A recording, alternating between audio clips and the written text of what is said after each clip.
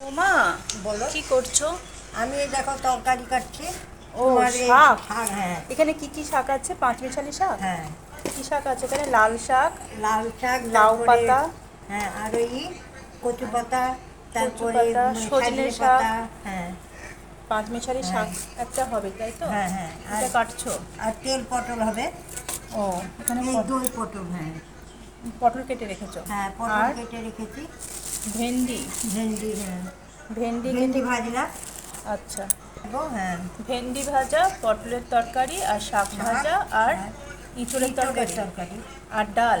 ডাল, ডাল সিদ্ধ, ডাল। তাহলে তুমি কাটো, শাকটা কেটে দাও। হ্যাঁ, আর পটলটা কাটা হয়ে গেছে, আমি নিয়ে যাচ্ছি। যাও। আমি তাহলে ইঁচড়টা বসিয়ে দিই না? ভাতটা হয়ে গেছে। ও, ইঁচড়টা সিদ্ধ করে দিয়েছো, ঠিক আছে। আমি তাহলে এখানে ইঁচড়টা বসিয়ে দিই।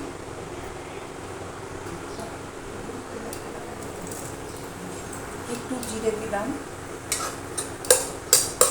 একটু ফোড়ন দিলাম। এবার ইঁচড়টাকে আমি বসিয়ে দেবো।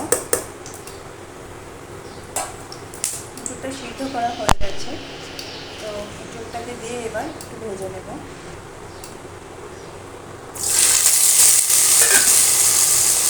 ইঁচড়টা একটু ভেজার পর এরপর আমি দিয়ে দিচ্ছি পরিমাণ মতো লবণ, আর পরিমাণ মতো একটু হলুদ,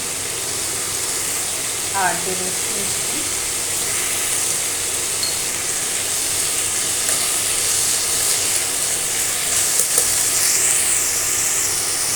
তারপর এটাকে ভালো করে নাড়াচাড়া করে নিয়ে আমি একটু ভেজে নিয়ে আমি দিয়ে দেবো এখানে আদা আর জিরে লঙ্কা বাটা। আজকে যেহেতু নিরামিষ,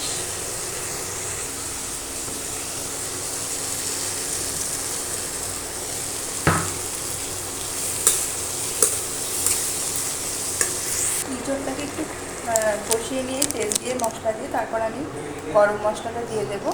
এবার ইঁচড়টা সিদ্ধ হয়ে গেছে, আর একটু জল দিয়ে সিদ্ধ করে নিয়েছি। একটু গরম মশলা দিয়ে একটু মিষ্টি দিয়ে নামিয়ে দেবো। এই দেখ তো, এটা না ক্যামেরাটা ঠিকঠাক আসছে। আর এখানে ভেন্ডি ভাজাটা নামিয়ে রাখলাম, এটা হয়ে গেছে। আর এখন করবো শাক, আর পটলটা করব, আর ডাল আছে, আর ভাত হয়ে গেছে। এবার এঁচড়ের তরকারিটা মায়ের দই পটলটা করে দেব। পটলের জন্য আমি দই নিয়ে নিয়েছি, এখানে আদা জিরে বাটা নিয়েছি, আর একটু গরম মশলা আর তেল, লবণ, হলুদ। ওমা, তুমি আবার কি করছো? আমগুলো পেকে যাচ্ছে, সেই জন্য চাটনি করে দিবা। ও, ভালো করে আবার চাটনি তুমি করে দিবা। চাটনি করতে বলছো? হ্যাঁ, ঠিক আছে, দাও তাহলে করে আগে দিচ্ছি। অনেক রান্নাই হলো। হ্যাঁ, ঠিক আছে, দাও। আমি চাটনিটাও লাস্টে হবে, হ্যাঁ, একদম লাস্টে কিন্তু করব। হ্যাঁ, হ্যাঁ, হ্যাঁ, এই দেখো এই বাটিটাই করবা। ঠিক আছে।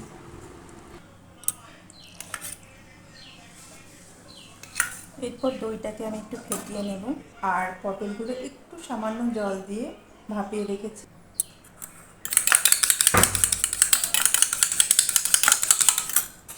এখানে একটু লবণ দেব আর একটু মিষ্টি দেব, দিয়ে দইটাকে ভালো করে ফেটিয়ে রাখবো। মা, ও মা, আমাকে একটু চিনি দাও তো। এই দেখো, দাও। দিব এটা। হ্যাঁ, দাও, দিয়ে দাও, সবটাই দিয়ে দাও। ব্যাস, থাক, তুমি এবার যাও। এবার পটলগুলোকে একটু তেল দিয়ে লাল লাল করে ভেজে নেব। তেল গরম হয়ে গেছে, পটলগুলো এক মধ্যে দিয়ে দেবো। এর মধ্যে তো আমি আগে লবণ দিয়ে একটু সিদ্ধ করেছিলাম, এখন একটু হলুদ দিয়ে দেবো।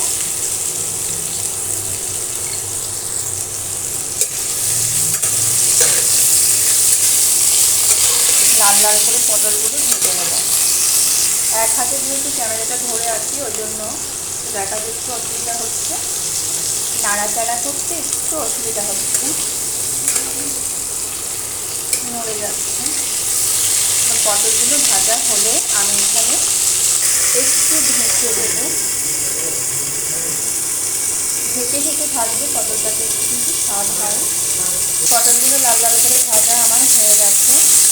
এবার পটলগুলো ভেজে তুলে তেলের মধ্যে লবণ, হলুদ আর জিরে লঙ্কা বাটা দিয়ে দিলাম, একটু মিষ্টি দিলাম, দিয়ে ভালো করে নেড়ে চেড়ে নিয়ে এবার পটলগুলো মশলার মধ্যে দিয়ে ভালো করে একটু কষিয়ে নেবো।